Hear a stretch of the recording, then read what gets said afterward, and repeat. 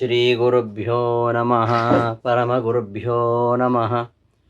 ಶ್ರೀಮದಾನಂದತೀರ್ಥಭಗವತ್ಪಾದಾಚಾರ್ಯಗುರುಭ್ಯೋ ನಮಃ. ವ್ಯಾಸಾಯ ಭವನಾಶಾಯ ಶ್ರೀಶಾಯ ಗುಣರಾಶಯೇ ಹೃದ್ಯಾಯ ಶುದ್ಧವಿದ್ಯಾಯ ಮಧ್ವಾಯ ಚ ನಮೋ ನಮಃ. ಅಭ್ರಮಂ ಭಂಗರಹಿತಂ ಅಜಡಂ ವಿಮಲಂ ಸದಾ ಆನಂದತೀರ್ಥಮತುಲಂ ಭಜೇತಾಪತ್ರಯಾಪಹಂ. ಆಪಾದಮೌಳಿಪರ್ಯಂతం ಗುರುಣಾಂ ಆಕೃತಿಂ ಸ್ಮರೇತ್ ತೇನ ವಿಘ್ನಾಃ ಪ್ರಣಶ್ಯಂತಿ ಸಿದ್ಧ್ಯಂತಿ ಚ ಮನೋರಥಾಃ. ಶ್ರೀ ಗುರುಭ್ಯೋ ನಮಃ. ಮೈತ್ರಿ ಪಾಠಕ್ಕೆ ಸುಸ್ವಾಗತ. 20ನೇ ಶ್ಲೋಕ. ದೃಷ್ಟ್ವಾ ದುಷ್ಟಾಧಿಪೋರಃ ಸ್ಫುಟಿತಕನಕ ಸದ್ವರ್ಮ ಘೃಷ್ಟಾದಿಕೂಟಂ ನಿಷ್ಪಿಷ್ಟಂ ಹಾಟಕಾದ್ರಿ ಪ್ರಕಟತಟತಟಾಕಾತಿಶಂಕೋಚನೋಭೂತ್ ಏನಾಜೌ ರಾವಣಾರಿ ಪ್ರಿಯನಟನ ಪಟುರ್ಮುಷ್ಟಿರಿಷ್ಟಂ ಪ್ರದೇಷ್ಟುಂ ಕಿಂ ನೇಷ್ಟೇ ಮೇ ಸತೇಷ್ಟಾ ಪದಕಟಕ ತಟಿತ್ಕೋಟಿಭಾಮೃಷ್ಟಕಾಷ್ಟಃ. ಪದಚ್ಛೇದ. ದೃಷ್ಟ್ವಾ ದುಷ್ಟಾಧಿಪೋರಃ ಸ್ಫುಟಿತಕನಕ ಸದ್ವರ್ಮ ಘೃಷ್ಟಾಸ್ತಿಕೂಟಂ ನಿಷ್ಪಿಷ್ಟಂ ಹಾಟಕಾದ್ರಿ ಪ್ರಕಟತಟತಟಾಕಾತಿಶಂಕಃ ಜನಃ ಅಭೂತ್ ಏನ ಆಜೌ ರಾವಣಾರಿ ಪ್ರಿಯನಟನ ಪಟುಃ ಮುಷ್ಟಿಃ ಇಷ್ಟಂ ಪ್ರದೇಷ್ಟುಂ ಕಿಂ ನ ಈಷ್ಟೇ ಮೇ ಸತಾ ಇಷ್ಟ ಅಪದಕಟಕ ತಟಿತ್ಕೋಟಿಭ ಆಮೃಷ್ಟಕಾಷ್ಟಃ. ಇದು ಈ ಶ್ಲೋಕದ ಪದಚ್ಛೇದ. ಇಲ್ಲಿ ರಾಮನ ಪರವಾಗಿಯೂ ಹೇಳುತ್ತೆ ಇದು. ಹೇ ಶ್ರೀರಾಮ, ನಿನ್ನ ಮುಷ್ಟಿ ನನಗೆ ಇಷ್ಟದಾಯಕ ಅಂತ. ಅಂತಹ ವಿಶೇಷಣದಿಂದ ಕೂಡಿರತಕ್ಕಂತಹ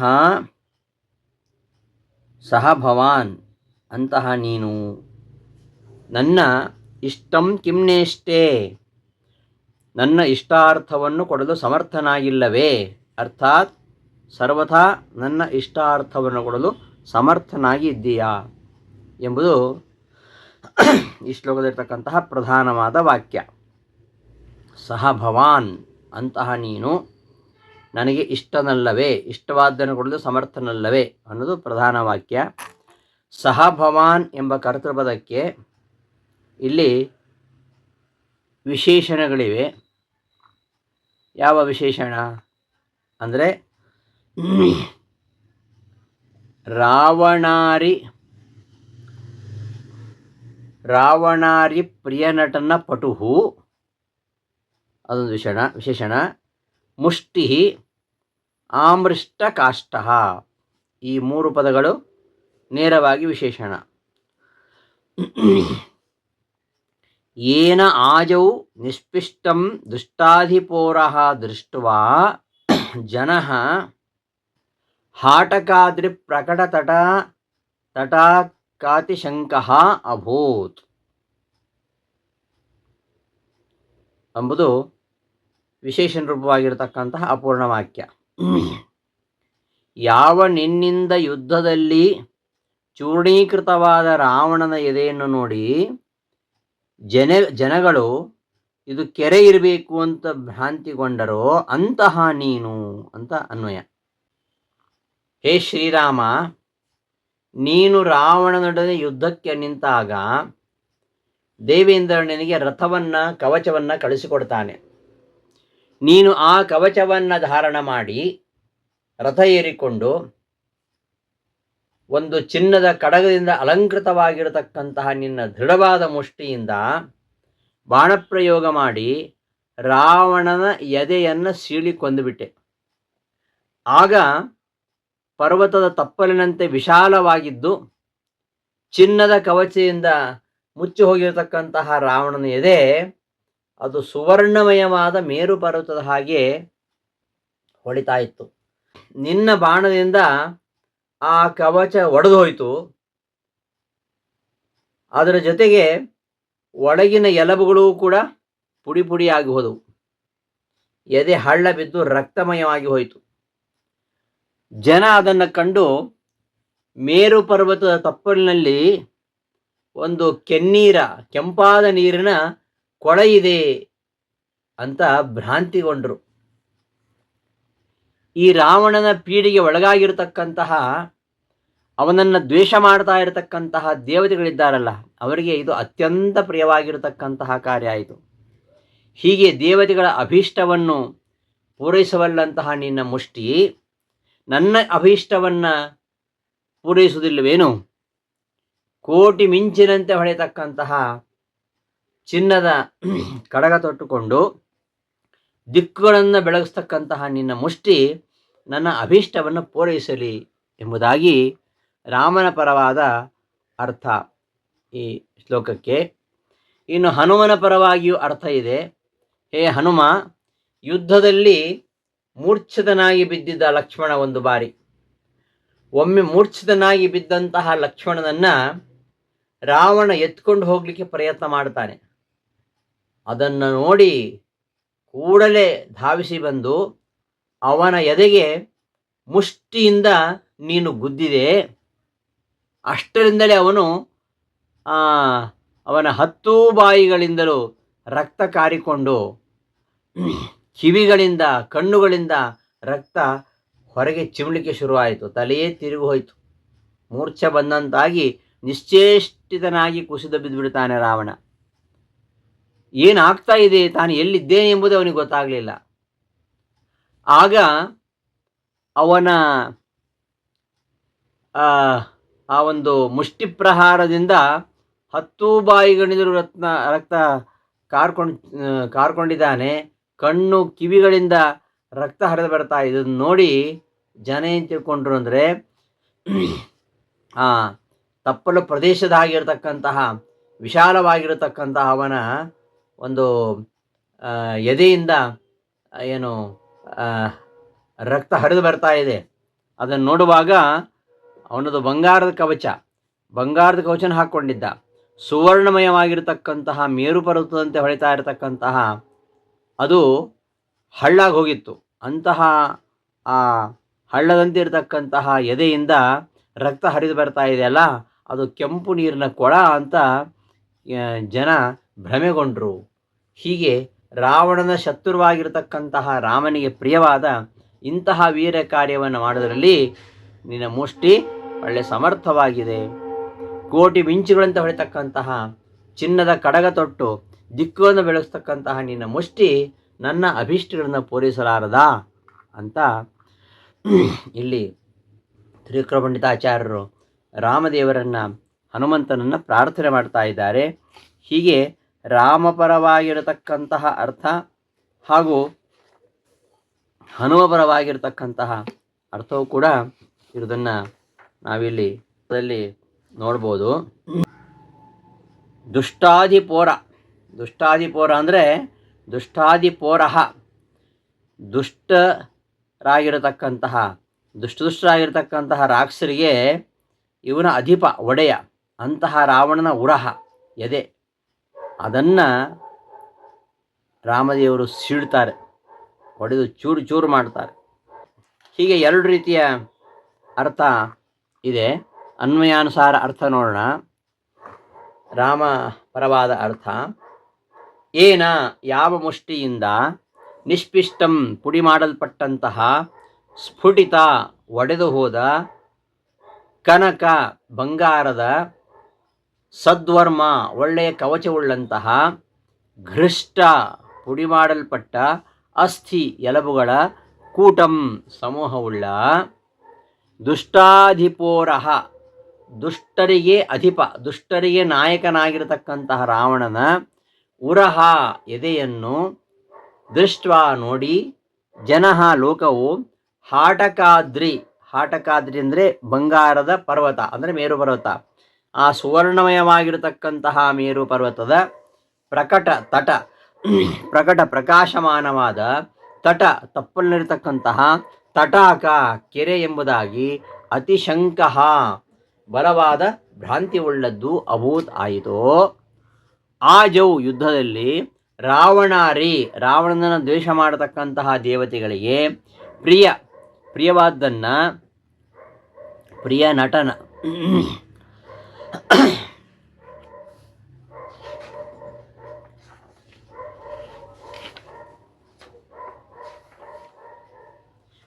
ನಟನ ಪ್ರಿಯವಾದ್ದನ್ನು ಮಾಡುವುದರಲ್ಲಿ ಪಟು ಸಮರ್ಥವಾದ ಅಷ್ಟಾಪದ ಬಂಗಾರದ ಕಟಕ ಕಡಗದ ಕೋಟಿ ಮಿಂಚುಗಳಿಂದ ಕೋಟಿ ಕಾಂತಿಯಿಂದ ಆಮೃಷ್ಟ ವ್ಯಾಪ್ತವಾದ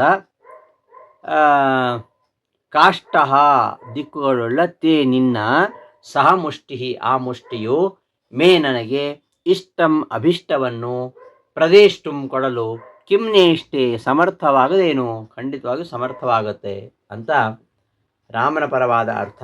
ಶ್ರೀರಾಮಚಂದ್ರ ಬಂಗಾರದ ಕವಚವನ್ನು ತೊಟ್ಟುಕೊಂಡಂತಹ ಆ ರಾವಣನ ಆ ಕವಚವನ್ನು ಪುಡಿ ಮಾಡಿ ಅವನ ಎದೆಗೆ ಪ್ರಹಾರ ಮಾಡಿದ್ದರಿಂದಾಗಿ ಅವನ ಎದೆಯಲ್ಲಿರತಕ್ಕಂತಹ ಎಲುಬುಗಳೆಲ್ಲ ಪುಡಿಯಾಗಿ ಅಲ್ಲಿಂದ ರಕ್ತ ಹರಿತು. ಅದನ್ನು ನೋಡಿ ಜನ ಏನು ಅಂದ್ಕೊಂಡ್ರು ಅಂದರೆ ಮೇರು ಪರ್ವತದ ತಪ್ಪಲ ಪ್ರದೇಶದಲ್ಲಿ ಯಾವುದೋ ಒಂದು ಕೆಂಪು ನೀರಿನ ತಟಾಕ ಇದೆ ಅಂತ ಭಾವಿಸಿದರು. ಹಾಗೆ ಅವನ ಎದೆಯನ್ನು ಆ ರೀತಿಯಲ್ಲಿ ದಮನ ಮಾಡಿದಂತಹ ನಿನ್ನ ಮುಷ್ಟಿ ನನ್ನ ಇಷ್ಟಾರ್ಥವನ್ನು ಕೊಡೋದಿಲ್ವೇನು ಅಂತ ರಾಮನನ್ನ ಕೇಳ್ತಾರೆ. ಹಾಗೆ ಹನುಮನನ್ನು ಕುರಿತು ಅದೇ ಥರ ಅರ್ಥ, ಹೇ ಹನುಮ, ನಿನ್ನ ಮುಷ್ಟಿ ನನಗೆ ಇಷ್ಟದಾಯಕವಾಗುವುದಿಲ್ವಾ? ಯಾವ ಮುಷ್ಟಿಯಿಂದ ನಿಷ್ಪಿಷ್ಟಂ ಪುಡಿ ಮಾಡಲ್ಪಟ್ಟಂತಹ ಸ್ಫುಟಿತ ಒಡೆದು ಹೋದ ಕನಕ ಬಂಗಾರದ ಸದ್ವರ್ಮ ಒಳ್ಳೆಯ ಕವಚವುಳ್ಳ ಘೃಷ್ಟ ಪುಡಿ ಮಾಡಲ್ಪಟ್ಟ ಅಸ್ಥಿ ಎಲುಬುಗಳ ಕೂಟಂ ಸಮೂಹವುಳ್ಳ ದುಷ್ಟಾಧಿಪೋರಹ ದುಷ್ಟರಿಗೆ ಅಧಿಪ ನಾಯಕನಾಗಿರತಕ್ಕಂತಹ ರಾವಣನ ಒರಹ ಎದೆಯನ್ನು ದೃಷ್ಟ ನೋಡಿ ಜನಃ ಲೋಕವು ಆಟಕಾದ್ರಿ ಅಂದರೆ ಸುವರ್ಣಮಯವಾದ ಮೇರು ಪರ್ವತದ ಪ್ರಕಾಶಮಾನವಾದ ತಪ್ಪಲಿನಲ್ಲಿರತಕ್ಕಂತಹ ತಟಾಕ ಕೆರೆಯೆಂದು ಅತಿಶಂಕಃ ಬಲವಾದ ಶಂಕೆ ಉಳ್ಳವರಾಗಿ ಭ್ರಾಂತಿ ಉಳ್ಳವರಾಗಿ ಅಭೂತ್ ಆಯಿತು. ಆಜೌ ಯುದ್ಧದಲ್ಲಿ ರಾವಣನ ಶತ್ರುವಾದ ರಾಮನಿಗೆ ಪ್ರಿಯವಾದದ್ದನ್ನು ನಟನ ಮಾಡುವುದರಲ್ಲಿ ಪಟು ಸಮರ್ಥವಾದ ಅಷ್ಟಾಪದ ಬಂಗಾರದ ಕಟಕ ಕಡಗದ ಕೋಟಿ ಮಿಂಚುಗಳಂತಹ ಕಾಂತಿಯಿಂದ ಆಮೃಷ್ಟ ವ್ಯಾಪ್ತವಾದ ಕಾಷ್ಟ ದಿಕ್ಕುಗಳುಳ್ಳ ನಿನ್ನ ಸಹ ಮುಷ್ಟಿ ಆ ಮುಷ್ಟಿಯು ಮೇ ನನಗೆ ಇಷ್ಟಂ ಅಭಿಷ್ಟವನ್ನು ಪ್ರದೇಷ್ಟುಂ ಕೊಡಲು ಇಷ್ಟೇ ಕಿಂ ಸಮರ್ಥವಾಗುವುದಿಲ್ಲವೇನು, ಖಂಡಿತ ಸಮರ್ಥವಾಗತ್ತೆ ಅಂತ ರಾಮನ ಪರವಾದ ಹಾಗೂ ಹನುಮ ಪರವಾಗಿರ್ತಕ್ಕಂತಹ ಅರ್ಥವನ್ನು, ಎರಡು ರೀತಿಯ ಅರ್ಥವನ್ನು ಹೇಳಬಹುದು. ರಾಮ ಪರವಾಗಿ ಆಗಲಿ ಹನುಮತ್ ಪರವಾಗಿ ಆಗಲಿ ಈ ಶ್ಲೋಕದ ಭಾವಾರ್ಥವನ್ನು ನಾವು ಸರಿಯಾಗಿ ತಿಳ್ಕೊಬೇಕು ಅಂತಾದರೆ ವಾಲ್ಮೀಕಿ ರಾಮಾಯಣದ ಯುದ್ಧಕಾಂಡದಲ್ಲಿ 59ನೇ ಅಧ್ಯಾಯದಲ್ಲಿ ಈ ವಿಚಾರ ಬರುತ್ತೆ. ತಾತ್ಪರ್ಯದ 8ನೇ ಅಧ್ಯಾಯದಲ್ಲಿ ಈ ಕಥಾಭಾಗದ ನಿರೂಪಣೆ ಇದೆ. ಅದನ್ನು ನಾವು ತಿಳ್ಕೊಂಡ್ರೆ ಈ ಒಂದು ಶ್ಲೋಕದ ಅರ್ಥ ನಮಗೆ ಚೆನ್ನಾಗಾಗತ್ತೆ. ಹನುಮಂತ ರಾವಣನಿಗೆ ಮುಷ್ಟಿ ಪ್ರಹಾರ ಮಾಡಿದ, ಯಾಕೆ ಮಾಡಿದ, ಏನು ಸಂದರ್ಭ ಅದು? ರಾವಣರಿಗೆ ಆರಂಭವಾದ ಯುದ್ಧದಲ್ಲಿ ರಾವಣ ಏನು ಮಾಡ್ತಾನೆ, ಅಪ್ರತಿಮ ಯೋಧರಾಗಿರತಕ್ಕಂತಹ ಈ ಧೂಮ್ರಾಕ್ಷ, ವಜ್ರದಮಸ್ತ್ರ, ಅಕಂಪನ, ಪ್ರಹಸ್ತ ಮೊದಲಾದ ರಾಕ್ಷಸ ಸೇನಾಧಿಪತಿಯನ್ನು ಕೊಟ್ಟು ಆ ಎಲ್ಲ ತಮ್ಮ ಸೈನ್ಯ ಸಮೇತರಾಗಿ ಅವರೆಲ್ಲರನ್ನು ಕೂಡ ಯುದ್ಧದಲ್ಲಿ ನಾಶ ಮಾಡಿಬಿಡುತ್ತೆ ರಾಮನ ಸೈನ್ಯ. ಇದನ್ನು ನೋಡಿ ರಾವಣ ಒಂದು ಕಡೆ ಶೋಕಾಕುಲನಾಗಿದ್ದಾನೆ, ಇವರೆಲ್ಲ ಸತ್ತೋಗ್ಬಿಟ್ರಲ್ಲ ಅಂತ. ಎಂತೆಂಥವರು, ಧೂಮ್ರಾಕ್ಷ, ವಜ್ರದಮಸ್ತ್ರ, ಅಕಂಪನ, ಪ್ರಹಸ್ತ, ಇವರೆಲ್ಲ. ರಾವಣನಿಗೆ ಶೋಕ ಒಂದು ಕಡೆ ಆದರೆ ಇನ್ನೊಂದು ಕಡೆ ಸಿಕ್ಕಾಪಟ್ಟೆ ಕೋಪ ಬರುತ್ತದೆ. ಕೋಪೋದ್ರಿಕ್ತನಾಗಿ ಆ ವಾನರ ಸೈನ್ಯವನ್ನು ಹಾಗೂ ರಾಮ ಲಕ್ಷ್ಮಣರನ್ನು ನಾನೇ ಹೋಗಿ ಈ ದಹಿಸಿಬಿಡುತ್ತೇನೆ ಅಂತ ಸಂಕಲ್ಪ ಮಾಡಿಕೊಂಡು ರಥಾರೂಢನಾಗಿ ಯುದ್ಧರಂಗಕ್ಕೆ ಬರ್ತಾನೆ. ಬಂದು ಅಲ್ಲಿ ಅನೇಕ ಮುಖ್ಯ ಕಪಿವೀರರಿದ್ದಾರೆ, ಅವ್ರಿಗೆಲ್ಲ ತೊಂದರೆ ಕೊಡ್ತಾನೆ, ಅವರ ಮೇಲೆ ಆಕ್ರಮಣ ಮಾಡ್ತಾನೆ.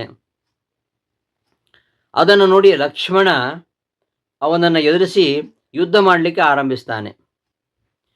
ಅವನ ಆ ರಾವಣನ ಬಾಣಪ್ರಹಾರವನ್ನು ಲಕ್ಷ್ಮಣನಿಗೆ ಎದುರಿಸಲಿಕ್ಕೆ ಆಗೋದಿಲ್ಲ. ರಾವಣ ಆ ಲಕ್ಷ್ಮಣನ ಮೇಲೆ ಅಮೋಘವಾಗಿರತಕ್ಕಂತಹ ಆ ಬ್ರಹ್ಮದತ್ತವಾಗಿರತಕ್ಕಂತಹ ಶಕ್ತಿಯನ್ನು ಪ್ರಯೋಗಿಸ್ತಾನೆ. ಆಗ ಲಕ್ಷ್ಮಣ ಮೂರ್ಛಿತನಾಗಿ ಬಿದ್ದು ಬಿಡ್ತಾನೆ. ರಾವಣ ಅವನನ್ನು ಎತ್ತಿಕೊಂಡು ಲಂಕೆಗೆ ಹೋಗಿಬಿಡಬೇಕು ಅಂತ ಹೊಂಚ ಹಾಕ್ತಾ ಇರ್ತಾನೆ. ಇದನ್ನು ತಕ್ಷಣ ಕಂಡವನು ಹನುಮಂತ. ಆ ಕ್ಷಣವೇ ರಾವಣನ ಬಳಿಗೆ ಧಾವಿಸಿ ಬರ್ತಾನೆ. ಅವನೆಲ್ಲ ಇಂತಹ ಕೆಟ್ಟ ಪ್ರಯತ್ನಗಳನ್ನು ಭಂಗಗೊಳಿಸಿ ತನ್ನ ವಜ್ರಕಲ್ಪವಾಗಿರತಕ್ಕಂತಹ ಮುಷ್ಟಿಯಿಂದ ರಾವಣನ ಎದೆಯನ್ನು ಅಪ್ಪಳಿಸ್ತಾನೆ. ಆ ಹೊಡಿತವನ್ನು ಸಹಿಸಲಾರದೆ ರಾವಣನ 10 ತಲೆಗಳು ಸುತ್ತು ಬಂದಾಗ ಅದು ತಲೆ ಸುತ್ತು ಬಂತು. ಎದೆಯೆಲ್ಲ ನುಜ್ಜುಗುಜ್ಜಾಗಿ ಹೋಯಿತು. ಅವ ನಿಂತಲ್ಲಿಯೇ ಕುಸಿದು ಬಿದ್ದುಬಿಟ್ಟ. ಈ ವಿಚಾರ ವಾಲ್ಮೀಕಿ ರಾಮಾಯಣದ ಕೂಡ ಬರುತ್ತೆ. ಆಸ್ಯೈಹಿ ಸನೇತ್ರ ಶ್ರವಣೈಃ ವವಾಮ ರುಧಿರಂಬಹು ವಿಘೂರ್ಣಮಾನೋ ನಿಶ್ಚೇಷ್ಟಃ ರಥೋಪಸ್ಥ ಉಪಾವಿಶತ್ ವಿಸಂಜ್ಞೋ ಗೂರ್ಣಿತಶ್ಚಾಸಿ ನಚಸ್ಥಾನಂ ಸಮಾಲಭತಿ. ಮುಖಗಳಿಂದ, ಕಣ್ಣು, ಕಿವಿ ಮೊದಲಾದವು ಮೂಲಕವಾಗಿ, ಬಾಯಲ್ಲಿ ಮಾತ್ರ ಅಲ್ಲ, ಕಣ್ಣುಗಳಿಂದ ಕಿವಿಗಳಿಂದ ರಕ್ತ ಬರ್ತಾ ಇದೆ. ತಲೆ ತಿರುಗಿದಂತಾಗಿ ಮೂರ್ಛಿತನಾಗಿ ರಥದಲ್ಲೇ ಕುಳಿತು ಬಿಡ್ತಾನೆ. ರಾವಣನಿಗೆ ಆಗಿರತಕ್ಕಂತಹ ಕಷ್ಟ. ಸ್ವಲ್ಪ ಹೊತ್ತಾಯಿತು, ಚೇತರಿಸ್ಕೊಂಡ ರಾವಣ ಹನುಮಂತನನ್ನು ಬಹಳ ಪ್ರಶಂಸೆ ಮಾಡ್ತಾನೆ. ಹೇ ಹನುಮಂತ, ನಿನ್ನ ಸಮಾನ ಬಲಿಷ್ಠನಾಗಿರತಕ್ಕಂತಹ ಪುರುಷ ಬೇರೆ ಯಾರೂ ನಿಶ್ಚಯವಾಗಿಯೂ ಇಲ್ಲ. ಸಲಬ್ಧ ಸಂಜ್ಞಃ, ತಾತ್ಪರ್ಯದಲ್ಲಿ ಈ ವಿಚಾರ ಬರುತ್ತೆ. ಸಲಬ್ಧ ಸಂಜ್ಞಃ ಪ್ರಶಂಸ ಮಾರುತಿಂ ತ್ವಯಾ ಸಮೋ ನಾಸ್ತಿ ಪುಮಾನ್ ಹಿ ಕಶ್ಚಿತ್ ಕಪ್ರಾಪಯೇದ್ ಅನ್ಯ ಇಮಾಂ ದಶಾಮಾಂ. ಇಂತಹ ದಿಶೆಯನ್ನು, ಇಂತಹ ದುಸ್ಥಿತಿಯನ್ನು ಯಾರು ತಾನೇ ಹೊಂದಲಿಕ್ಕೆ ಸಾಧ್ಯ? ಎಂತಹ ದುರವಸ್ಥೆ ನನಗೆ ಬಂದಂತಹ ದುರವಸ್ಥೆ. ಈ ರೀತಿ ಮಾಡಲಿಕ್ಕೆ ಬೇರೆ ಯಾರಿಂದಲೂ ಸಾಧ್ಯ ಇಲ್ಲ. ಬೇರೆ ಯಾರೂ ಕೂಡ ನನಗೆ ಇಂತಹ ಒಂದು ದುರವಸ್ಥೆಯನ್ನು ತಂದುಕೊಡಲಿಕ್ಕೆ ಸಾಧ್ಯ ಇಲ್ಲ. ಆದ್ದರಿಂದ ನಿನ್ನ ಸಮಾನ ಬಲಿಷ್ಠರಾಗಿರ್ತಕ್ಕಂತಹ ಪುರುಷ ಬೇರೆ ಯಾರೂ ಇಲ್ಲ ಅಂತ, ತ್ವಯಾ ಸಮಃ ನಾಸ್ತಿ ಪುಮಾನ್ ಹಿ ಕಶ್ಚಿತ್, ಯಾರೂ ಇಲ್ಲ ಅಂತ ನಾನು ಭಾವಿಸ್ತೇನೆ ಅಂತ ರಾವಣ ಹನುಮಂತನನ್ನು ಪ್ರಶಂಸೆ ಮಾಡ್ತಾನೆ. ಆಗ ಹನುಮಂತ ಹೇಳ್ತಾನೆ, ಧಿಗಸ್ತು ಮಮ ವೀರ್ಯೇಣ ಯಸ್ತ್ವಂ ಜೀವಸಿ ರಾವಣ. ನನ್ನ ಪರಾಕ್ರಮವನ್ನು ಹೊಗಳ್ತಾ ಇದೆಯಲ್ಲ, ಧಿಕ್ಕಾರ ಇರಲಿ ಅದಕ್ಕೆ. ನೀನಿನ್ನು ಬದುಕಿದ್ದೀಯಲ್ಲ, ಯಸ್ತ್ವಂ ಜೀವಸಿ, ನೀನಿನ್ನೂ ಬದುಕಿದ್ದೀಯಲ್ಲ. ಸುಮ್ಮನೆ ನನ್ನ ಪರಾಕ್ರಮವನ್ನು ಹೊಗಳ್ಬೇಡ, ನನ್ನ ಹೊಡೆತ ತಿಂದು ಉಳಿದಿದೆಯಲ್ಲ. ಆದ್ದರಿಂದ ನನ್ನ ಒಂದು ಸಾಮರ್ಥ್ಯಕ್ಕೆ ಧಿಕ್ಕಾರ ಇರಲಿ. ನಾನು ಪೆಟ್ಟು ಕೊಟ್ಟ ಮೇಲೂ ನೀವು ಸತ್ತಿಲ್ಲಲ್ಲ, ಹಾಗಾದರೆ ನನ್ನ ಶಕ್ತಿಗೆ ಧಿಕ್ಕಾರ ಇರಲಿ ಅಂತ ಹೇಳಿದಂತೆ. ಇಲ್ಲಿ ಒಂದು ಸೂಕ್ಷ್ಮ ಪ್ರಮೇಯ ತಿಳ್ಕೊಳ್ಬೇಕು ನಾವು. ಜಯ ವಿಜಯರಿಗೆ ವಿಷ್ಣು ಒಂದು ವರ ಕೊಟ್ಟಿದ್ದಾನೆ. 3 ಸಾರಿಯೂ ವಿಷ್ಣುವೇ ಕೊಲ್ಲಬೇಕು ಅಂತ. ರಾವಣ, ಕುಂಭಕರ್ಣ ಇಬ್ಬರಿಗೂ ರಾಮನ ಕೈಯಿಂದಲೇ ವಧೆ ಆಗಬೇಕು. ಯಾಕೆಂದರೆ ಆ ಜಯ ವಿಜಯರೇ ರಾವಣ ಕುಂಭಕರ್ಣರಾಗಿ ಹುಟ್ಟಿದ್ದಾರೆ. ಹಾಗಾಗಿ ರಾಮನ ಕೈಯಿಂದಲೇ ಅವರು ವಧೆ ಆಗಬೇಕು. ಅದಕ್ಕೋಸ್ಕರವಾಗಿ ಹನುಮಂತ ರಾವಣ ಮೇಲೆ ಪೂರ್ತಿ ಬಲ ಪ್ರಯೋಗ ಮಾಡಿಲ್ಲ. ಮಾಡಿದ್ರೂ ಸತ್ಯ ಹೋಗಿರೋನವನು. ಆದರೂ ಅವನಿಗೆ ಅಂಥ ಅವಸ್ಥೆ ಆಯಿತು ಅಂದರೆ ಇನ್ನು ಮುಂದಿನ ವಿಚಾರ ಏನು? ರಾವಣ ಚೇತರಿಸಿಕೊಂಡು ಯುದ್ಧಕ್ಕೆ ಸಿದ್ಧನಾಗಬೇಕು. ಅಷ್ಟರಲ್ಲಿ ಆ ಹನುಮಂತ ಮೂರ್ಛಿತನಾಗಿರ್ತಕ್ಕಂತಹ ಲಕ್ಷ್ಮಣನನ್ನು ರಾಮನ ಬಳಿ ಕರ್ಕೊಂಡು ಹೋಗ್ತಾನೆ. ರಾಮ ಲಕ್ಷ್ಮಣನ ಸಂತೈಸಿ ತಾನೇ ರಾವಣ ಜೊತೆಗೆ ಯುದ್ಧ ಮಾಡಬೇಕು ಅಂತ ಸಿದ್ಧನಾಗ್ತಾನೆ. ರಾವಣ ರಥಾರೂಢನಾಗಿರಬೇಕಾದ್ರೆ ತನ್ನ ಸ್ವಾಮಿ ನೆಲ ಮೇಲೆ ನಿಂತು ಯುದ್ಧ ಮಾಡಬಾರದು ಅಂತ ಹನುಮಂತ ರಾಮನನ್ನು ತನ್ನ ಹೆಗಲ ಮೇಲಿರಿಸಿಕೊಂಡು ರಾವಣನನ್ನು ಎದುರಿಸ್ತಾನೆ. ರಾಮನ ಮೇಲೆ ಬಾಣಪ್ರಯೋಗ ಮಾಡೋದನ್ನು ಬಿಟ್ಟು ಹನುಮಂತನ ಮೇಲೆ ಬಾಣಪ್ರಯೋಗ ಮಾಡಲಿಕ್ಕೆ ಶುರು ಮಾಡ್ತಾನೆ. ಹನುಮಂತನಿಗೆ ಅದರಿಂದ ಏನೂ ತೊಂದರೆ ಆಗುವುದಿಲ್ಲ. ಆದರೆ ರಾಮ ನೇರವಾಗಿ ತನ್ನ ಮೇಲೆ ಬಾಣ ಹೊಡೆಯದೆ ಹನುಮಂತ ಮೇಲೆ ರಾಮ ಪ್ರಯೋಗ ಮಾಡಿದ್ದನ್ನು ನೋಡಿದಂತಹ ರಾವಣನನ್ನು ನಿಂದೆ ಮಾಡ್ತಾನೆ. ರಾವಣನ ಮೇಲೆ ಬಾಣಗಳ ಮರೆಯನ್ನೇ ಸುರಿಸ್ತಾನೆ. ಅವನ ರಥವನ್ನು, ಛತ್ರವನ್ನು, ಧ್ವಜ ಪತಾಕೆಗಳನ್ನು, ಕುದುರೆಗಳನ್ನು ಕತ್ತರಿಸಿ ಹಾಕ್ತಾನೆ. ಕೊನೆಗೆ ಸಾರಥಿಯನ್ನು ಕೊಂದು ಹಾಕ್ತಾನೆ. ರಾವಣನ ಮೇಲೂ ಶಸ್ತ್ರಾಸ್ತ್ರಗಳನ್ನು ಸುರಿಸ್ತಾನೆ. ಹಿಂದೆ ಎಂದೂ ಇಂತಹ ಯುದ್ಧ ನಡೆದಿಲ್ಲ. ರಾವಣಯೋ ಯುದ್ಧಂ ರಾಮಯೋರಿವ ಅಂತ ಹೇಳ್ತಾರಲ್ಲ, ಹಿಂದೆ ಎಂದೆಂದೂ ಯುದ್ಧದಲ್ಲಿ ಈ ರೀತಿ ಆಗಿರಲಿಲ್ಲ. ಅಂತಹ ಒಂದು ಸೋಲು, ರಾಮನ ಬಾಣದ ಹೊಡೆತಕ್ಕೆ ಸಿಕ್ಕಿ ಕಂಗೆಟ್ಟು ಹೋಗ್ಬಿಡ್ತಾನೆ ರಾವಣ. ರಾಮ ಬಾಣಾಭಿಹತೋ ಭೃಷಾರ್ಥ ಚಚಾಲ ಚಾಪಂ ಚ ಮುಮೋಚ ವೀರಃ. ಅವ ಸ್ತಬ್ಧನ ನಿಂತ್ಕೊಂಡ್ಬಿಟ್ಟಿದ್ದಾನೆ. ಕೈಯಲ್ಲಿದ್ದ ಧನುಸ್ಸು ಜಾರಿ ಬಿದ್ದೋಯ್ತು. ಹೇಗೋ ಚೇತರಿಸಿಕೊಂಡ, ಖಡ್ಗಾದಿ ಶಸ್ತ್ರಗಳಿಂದ ಯುದ್ಧ ಮಾಡಲು ಸಿದ್ಧನಾದ. ಆಗ ರಾಮ ಬೇರೆ ಅಸ್ತ್ರ ಪ್ರಯೋಗ ಮಾಡಿ ಅವನ ಎಲ್ಲ ಆಯುಧಗಳನ್ನು ಕತ್ತರಿಸಿ ಹಾಕಿಬಿಡ್ತಾನೆ. ಅರ್ಧಚಂದ್ರಾಕಾರದ ಬಾಣ ಪ್ರಯೋಗ ಮಾಡಿ ಅವನ 10 ತಲೆಗಳ ಮೇಲೂ ಇದ್ದಂತಹ ಕಿರೀಟಗಳನ್ನು ಕೆಡಬಿಡ್ತಾನೆ. ದಿಗ್ಭ್ರಮೆಯಾಯಿತು, ದಿಕ್ಕು ತೋಚಿದೆ, ಕಣ್ಣು ಬಿಡುತ್ತಾ ರಾಮನಿಗೆ ಹೇಳ್ತಾನೆ, ಗಚ್ಚಾನು ಜಾನಾಮಿ ರಣಾರ್ಧಿತಸ್ತ್ವಂ ಪ್ರವಿಶ್ಯ ರಾತ್ರಿಂಚರ ರಾಜಲಂಕಾಂ. ರಾಮ ಹೇಳ್ತಾನೆ, ಇಷ್ಟು ಸಾಕು, ಇವತ್ತು ನಿನಗೆ ಮನೆಗೆ ಹೋಗು, ಮನೆ ಹೋಗ್ಲಿಕ್ಕೆ ಅನುಮತಿ ಕೊಟ್ಟಿದ್ದೇನೆ. ಮನೆಯಲ್ಲಿ ಚೆನ್ನಾಗಿ ಸಮಸ್ತ ಭೋಗಗಳನ್ನು ಅನುಭವಿಸಿ ನಿನ್ನ ಎಲ್ಲ ಬಂಧುಗಳಿಗೆ ಹೇಳಿ ಸಂತೋಷಪಡಿಸಿ ಪುನಃ ಸಾಯುವುದಕ್ಕೆ ಸಿದ್ಧನಾಗಿ ಬಾ ಅಂತ ಹೇಳ್ತಾನೆ. ಸಮಸ್ತ ಭೋಗಾನ್ ಅನುಭೂಯ ಶೀಘ್ರಂ ಪ್ರತೋಷ ಬಂಧೂನ್ ಪುನರೇಹಿ ವರ್ತುಂ.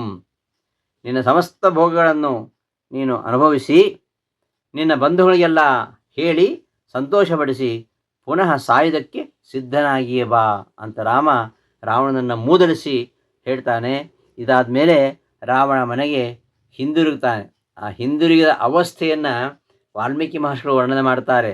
ಸ ಏವ ಮುಕ್ತಃ ಹತದರ್ಪ ಹರ್ಷಃ ನಿಕೃತ್ತ ಚಾಪಃ ಸಹತಾಶ್ವಸೂತಃ ಶರಾರ್ಧಿತಃ ಕೃತ್ತ ಮಹಾಕಿರೀಟಃ ವಿವೇಶಲಂಕಾಂ ಸಹಸಾಸ ರಾಜಃ. ಎಲ್ಲ ಕತ್ತರಿಸಿ ಹಾಕಿದ್ದಾರೆ, ಬಿಲ್ಲು ಕತ್ತರಿಸಿ ಹೋಗಿದೆ. ಆಮೇಲೆ ಸಾರಥಿ ಅವನು ಬಾಣಗಳಿಂದ ಪೀಡಿತನಾಗಿಬಿಟ್ಟಿದ್ದಾನೆ. ಹೀಗೆ ರಾಮನಿಂದ ಮೂದಲಿಸಿ ಹೇಳಲ್ಪಟ್ಟಂತಹ ರಾವಣ ತನ್ನ ದರ್ಪ, ತನ್ನ ಹರ್ಷ ಎಲ್ಲ ಭಗ್ನವಾದಾಗ, ತನ್ನ ಧನುಸ್ಸೆ ಕತ್ತರಿಸಿ ಹೋದಾಗ, ರಥ, ಕುದುರೆ, ಸಾರಥಿ ಎಲ್ಲ ನಾಶವಾದಾಗ ಇನ್ನೇನು ತಲೆ ಮೇಲೆ ಕಿರೀಟ ಕೂಡ ಬಿಡಿಸಿದ್ದಾನೆ. ಸಹಿಸಲಾರದೆ ಮ್ಲಾನ ವದನನಾಗಿ ಲಂಕಾಪಟ್ಟಣಕ್ಕೆ ಬರ್ತಾನೆ. ಇದಿಷ್ಟು ರಾಮಾಯಣದಲ್ಲಿ ನಾವು ನೋಡ್ತಕ್ಕಂತಹ ಏನು ಕಥೆ ಇದೆ, ಅದನ್ನು ಈ ಒಂದು ಶ್ಲೋಕವನ್ನು ಅರ್ಥ ಮಾಡಿಕೊಳ್ಳುವಾಗ ನಾವು ಅನುಸಂಧಾನ ಮಾಡಿಕೊಳ್ಬೇಕು. ಹೀಗೆ ರಾವಣನನ್ನು ನಿಗ್ರಹ ಮಾಡ್ತಾನೆ. ಹೀಗೆ ರಾಮನನ್ನು ಕುರಿತು ಹೇಳ್ತಾ ಇರತಕ್ಕಂಥ ಮಾತು, ಹೇ ಶ್ರೀರಾಮಚಂದ್ರ, ನೀನು ಸಕಲ ಭಕ್ತರೂ ನಿನಗೆ ಹೇಗೆ ಪ್ರಿಯರಾಗಿದ್ದಾರೋ ನೀನು ಹಾಗೆ ಸಕಲ ಭಕ್ತರಿಗೂ ಅತ್ಯಂತ ಪ್ರಿಯನಾಗಿದ್ದೀಯಾ. ನಿನ್ನ ಸ್ಮರಣೆಯಿಂದಲೇ ಎಲ್ಲ ದೋಷಗಳು ದಹಿಸಿ ಹೋಗ್ತವೆ. ಕೋಟಿ ಕೋಟಿ ಮಿಂಚುಗಳಂತೆ ಪ್ರಕಾಶಿಸ್ತಕ್ಕಂತಹ ಹೇ ಪ್ರಭು, ಕೇವಲ ತಪೋನಿರತರಾಗಿದ್ದಂತಹ ವಿಶ್ವಾಮಿತ್ರಾದಿ ಅನೇಕ ಮಹರ್ಷಿಗಳಿಗೆ ಕಂಟಕಪ್ರಾಯರಾಗಿದ್ದಂತಹ ಅಸಂಖ್ಯ ರಾಕ್ಷಸರನ್ನು ಸಂಹಾರ ಮಾಡಿ ನೀ ಲೋಕಕ್ಕೆ ಅಭಯವನ್ನು ನೀಡಿದ್ದೀಯಾ. ನಿನ್ನ ಈ ಮಹಿಮೆಯನ್ನು, ಪರಾಕ್ರಮವನ್ನು ಅಲ್ಪನಾದ ನಾನು ಎಷ್ಟಂತ ಕೊಂಡಾಡಲಿ.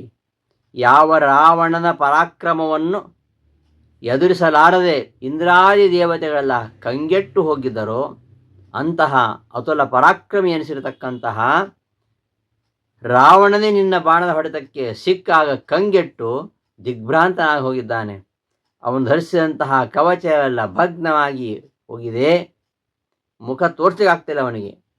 ಹಾಗೆಯೇ ಲಂಕಿಕ್ಕೆ ಓಡಿ ಹೋಗಿದ್ದಾನೆ ಅವನು.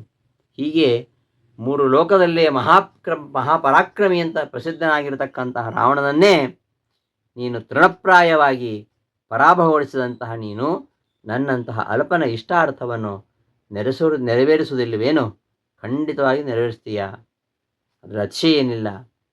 ಆದ್ದರಿಂದ ಸ್ವಾಮಿ, ನೀನು ಶರಣಾಗತ ರಕ್ಷಕ, ಪೂರ್ಣ ಭರವಸೆ ನನಗಿದೆ, ಆದ್ದರಿಂದ ನೀನು ನನ್ನನ್ನು ರಕ್ಷಣೆ ಮಾಡ್ತೀಯ ಅಂತ ರಾಮನನ್ನು ತಿರುಗೊಂಡಿತಾಚಾರ್ಯರು ಪ್ರಾರ್ಥನೆ ಮಾಡ್ತಾರೆ. ಇನ್ನು ಹನುಮಂತನ ವಿಚಾರಕ್ಕೆ ಬಂದಾಗ, ಹನುಮಂತನ ಅರ್ಥದಲ್ಲಿ, ರಾಮನ ಅರ್ಥದಲ್ಲಿ ಇಷ್ಟು ವಿಚಾರವನ್ನು ನಾನು ರಾಮಾಯಣದಲ್ಲಿ ಬಂದದ್ದನ್ನು ಹೇಳಿದೆ. ಇನ್ನು ಹನುಮಂತನ ವಿಷಯಕ್ಕೆ ಬಂದಾಗ, ಹನುಮಂತ, ನೀನು ಎಂತಹ ಬಲವಂತ, ನಿನ್ನ ಬಾಹುಬಲವೇ ಎಷ್ಟು ಅಮೋಘವಾದದ್ದು. ಬಾಹುಬಲ ಇರಲಿ, ನಿನ್ನ ಮುಷ್ಟಿಯಲ್ಲೇ ಅದೆಂತಹ ಅಪಾರವಾಗಿರತಕ್ಕಂಥ ಶಕ್ತಿ ಇದೆ. ಆದರೂ ಈ ಶಕ್ತಿ ಎಲ್ಲವನ್ನು ನೀನು ಪ್ರಯೋಗಿಸಲಿಲ್ಲ. ನಿನ್ನ ಆರಾಧ್ಯ ದೇವತೆ ಆಗಿರತಕ್ಕಂತಹ ರಾಮನಿಗೆ ಬಹಳ ಪ್ರಿಯವಾಗಿರತಕ್ಕಂತಹ ಮಹತ್ ಕಾರ್ಯಗಳನ್ನು ಎಸಗುವುದರಲ್ಲಿ ಪ್ರಯೋಗಿಸಿ ಸಾರ್ಥಕಗೊಳಿಸಿದ್ದೀಯ. ದುಷ್ಟರಿಗೆಲ್ಲ ಅಗ್ರೇಸರನಾಗಿರತಕ್ಕಂತಹ ರಾವಣ, ಅವ ರುದ್ರ ಬ್ರಹ್ಮರ ವರದಿಂದ ಕೊಬ್ಬಿ 3 ಲೋಕಗಳಿಗೂ ಕೂಡ ಕಂಟಕಪ್ರಾಯನಾಗಿದ್ದಾನೆ. ಇಂಥವನು ತನ್ನ ಶಕ್ತಿಯಾಯುಧ ಪ್ರಹಾರದಿಂದ ಮೂರ್ಛಿತನಾಗಿ ಬಿದ್ದಂತಹ ಲಕ್ಷ್ಮಣನನ್ನು ಸೆರೆಯಾಳಾಗಿ ಕೊಂಡೊಯ್ತಾ ಇದ್ದ. ಅವನ ಈ ಒಂದು ಸನ್ನಾಹವನ್ನು ಕಂಡು ನೀನೇನು ಮಾಡಿದಿ? ಆ ಕ್ಷಣವೇ ರಾವಣನ ಬಳಿಗೆ ಧಾವಿಸಿ ಆ ಒಂದು ದುರುದ್ದೇಶವನ್ನು ಭಂಗಗೊಳಿಸೋಕ್ಕೋಸ್ಕರವಾಗಿ ಅವನ ಎದೆ ಮೇಲೆ ಮುಷ್ಟಿಪ್ರಹಾರವನ್ನೇ ಮಾಡಿದೆ.